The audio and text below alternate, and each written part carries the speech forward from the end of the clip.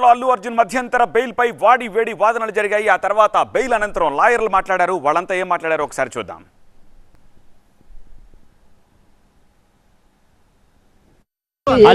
అల్లు అర్జున్ కి సంబంధించి అల్లు అర్జున్ ఏదైతుందో అక్యూజ్ నెంబర్ 11 ఉన్నారు. ఆయనని వేరే అడ్వకేట్ సీనియర్ న్యాయవాది ఎస్ నిరంజన్ రెడ్డి గారు రిప్రజెంట్ చేయడం జరిగింది.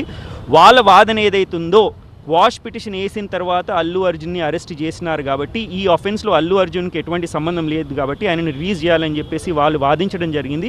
వాళ్ళ వాదనలతో హైకోర్టు ఏకీభవించి ఏదైతే ఆయనని కూడా పర్సనల్ బాండ్ 50,000 పర్సనల్ బాండ్ ఈరోజు ఫ్రైడే కాబట్టి ఇప్పుడు కన్సర్న్ మెజిస్ట్రేట్ దగ్గర మేము షూరిటీస్ ఫర్నిష్ చేయలేం కాబట్టి రేపు సెకండ్ సాటర్డే సండే ఉండడం వల్ల కన్సర్న్ సూపరింటెండెంట్ దగ్గరనే 50,000 పూజ ఇచ్చేసి ఆయనను కూడా ఇంటరిమ్ బెయిల్ 4 వారాల కోసం ఇవ్వాలని చెప్పేసి కోర్టు ఆదేశించడం జరిగింది.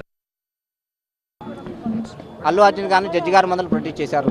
ప్రొడ్యూస్ చేసే ముందర ఏ అక్యూడ్కైనా ఒక రైట్ ఉండిద్ది. కాళ్ళల్లో భారం, వాపు లేదా అల్సర్ తో బాధపడుతున్నారా? ఇవి వెరికోస్ వెయిన్స్ లక్షణాలే. భారతదేశంలో number 1 varicose veins hospital Avis ను సంప్రదించండి. ఇప్పుడే మీ అపాయింట్మెంట్ ను బుక్ చేసుకోండి. తన యొక్క అడ్వకేట్ పెట్టుకుని తన యొక్క రిమాండ్ని యాక్సెప్ట్ చేయొచ్చా చేయకూడదా, తన యొక్క వాదనలు ఎవరైనా వినిపించుకోవచ్చు.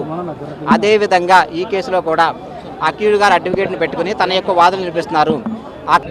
అందరికీ నమస్కారం. బెయిల్ వచ్చింది, చాలా సంతోషం. ఎందుకంటే ఎవరైనా తనకు న్యాయం జరగలేదంటే కోర్టు మెట్లు ఎక్కుతారు. కోర్టులే అది చిన్నవారైనా పెద్దవారైనా న్యాయం ప్రకారము న్యాయమైన తీర్పిస్తుంది.